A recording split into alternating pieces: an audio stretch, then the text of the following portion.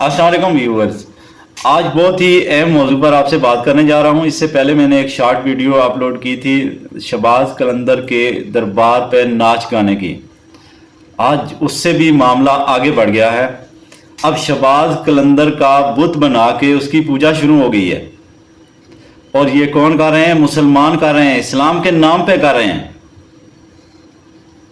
اور یا تو بغیرت لوگوں، تم اسلام سے اپنے آپ کو الگ کر لو، کفر کا اعلان کر دو، بت پرستی کا اعلان کر دو، پھر یہ کام کرو، یا پھر اس طرح اسلام کا نام بدنام مت کرو۔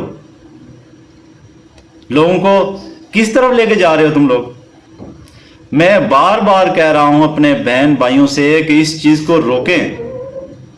یہ جو پوجا پاٹ اور یہ قبروں کی پوجا پاٹ، اور میں ولی اللہ کے خلاف نہیں ہوں، لیکن ولی اللہ نے کسی ولی اللہ نے یہ نہیں کہا کہ آ کے میرے جو ہے نا قبر کے پتھر کو چومو اور عجیب عجیب حرکتیں کرو۔ شہباز قلندر کی ساری زندگی اسلام کی تبلیغ میں گزری ہے۔ آج بھی دیکھیں تو سندھ کے جو لوگ ہیں بڑے مشکل لوگ ہیں، جو بگڑے ہوئے لوگ ہیں، ان کو سمجھانا کوئی آسان کام نہیں ہے۔ شہباز قلندر کی محنت سے اسلام داخل ہوا ہے سندھ میں، اور آپ شہباز قلندر کے نام پہ عجیب عجیب حرکتیں کر رہے ہو۔ اب آپ دیکھیں کہ کہاں تک معاملہ پہنچ گیا ہے۔ ایک اور گروپ آیا ہے، وہ عجیب سا ڈھونگا سا گروپ، نہ مونچھ ہے نہ داڑھی ہے نہ کچھ ہے، اور وہ علی اللہ نعوذ باللہ اس طرح کے نعرے لگا رہے ہیں۔ یقین جانے کے دل کرتا ہے کہ ان کو نوچ لیں۔ ان لوگوں سے برات کا اعلان کریں، ان سے علیحدگی کا اعلان کریں، سب لوگوں سے۔ میں یہ نہیں کہتا کہ اب سب کے پاس یہ جو ہے پلیٹ فارم موجود ہے، مطلب جتنے بھی پلیٹ فارم ہیں اس پہ اپنی آواز اٹھائیں۔ سوشل میڈیا کو یوز جو ہے وہ اچھا یوز بنائیں، اس کو بجائے اس کے کہ آپ وہ فلانا گانا لگا دیا اور ناچنا شروع کر دیا، اور یہ کیوں اپنی زندگی برباد کر رہے ہو یار؟ حق کے لیے آواز اٹھاؤ، اور یہ جو بدعات ہو رہی ہیں ان کا سدباب کرو۔ ہوگا یا نہیں ہوگا وہ آگے اللہ کرنے والا ہے۔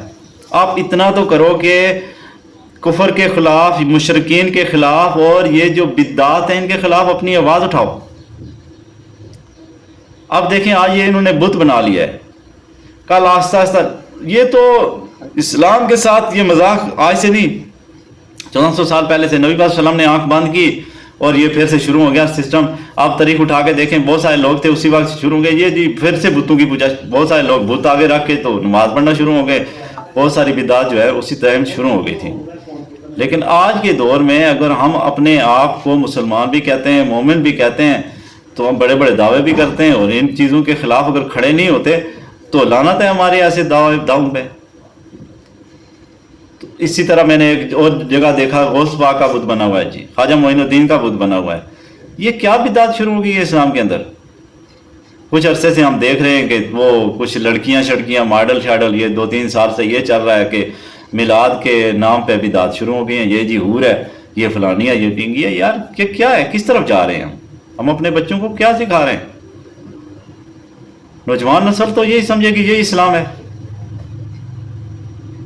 اسلام کو لوگوں تک پہنچائیں، معاشرے میں اسلام کو اجاگر کریں۔ میں پچھلی ایک ویڈیو میں نے کہا کہ قرآن سے ولی اللہ وہ ہوگا جو آپ کو قرآن سے جوڑے گا۔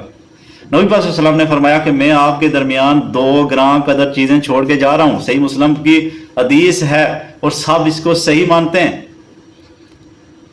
کون سی 2 چیزیں؟ ایک قرآن ہے اور ایک اہل بیت ہے۔